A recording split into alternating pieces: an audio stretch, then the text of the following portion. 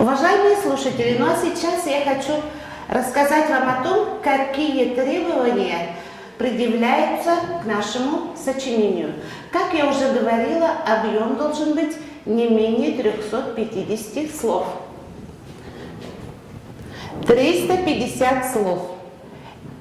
Это первое требование. Если слов будет меньше 250, не 350, а 250, сразу ставится незачет за все сочинение. Дальше проверять уже не будут. Сразу поставить незачет. Так, ну и второе требование – самостоятельность написания из сочинения. Самостоятельность. То есть в вашем сочинении должны быть изложены ваши мысли. Сочинение не должно быть списано из какого-нибудь другого источника. Ни из интернета, ни откуда. Короче, только ваши размышления, ваше понимание темы. Это требования к сочинению.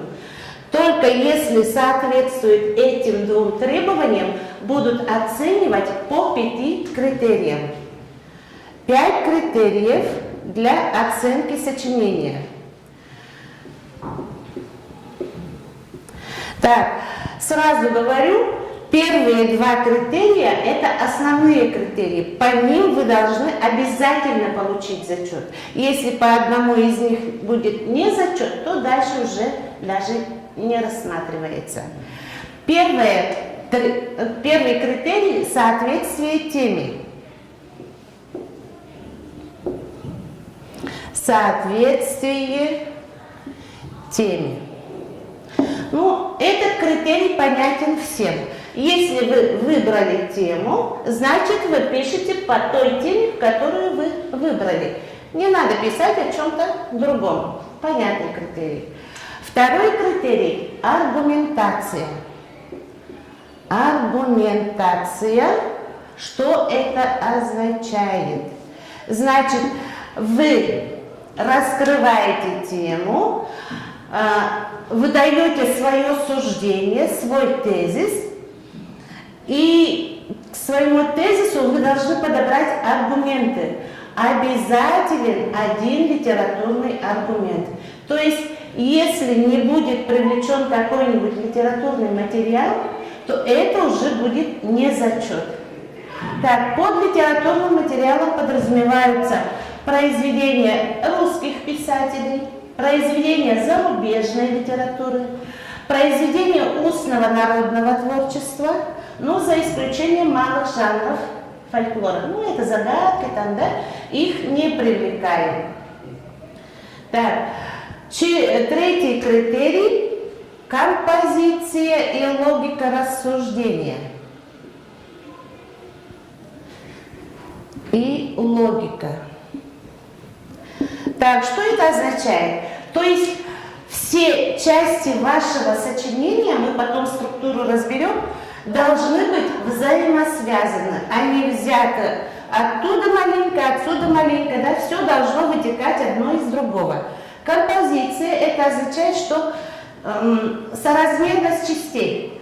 Вводная часть и заключительная часть должны быть меньше по объему, чем основная часть. Ну, это понятно, да? В основной части вы раскрываете тему, раскрываете свою позицию.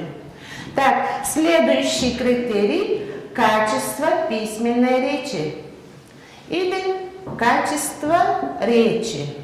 То есть используем книжные слова, общеупотребительные слова, разговорных слов, нецензурных слов, просторечных слов быть не должно. Речь должна быть грамотная, ну и желательно как можно меньше речевых ошибок. Но желательно, чтобы их совсем не было. Так, ну и 5-й критерий – грамотность. Грамотность. Это значит отсутствие орфографических ошибок, отсутствие пунктуационных, грамматических, ну и речевых ошибок.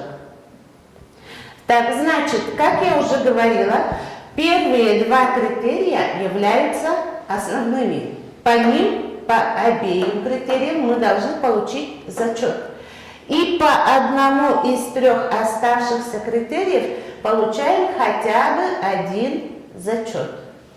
То есть, если мы правильно, если мы наберем 3 зачета, то значит за все сочинение у нас будет зачет.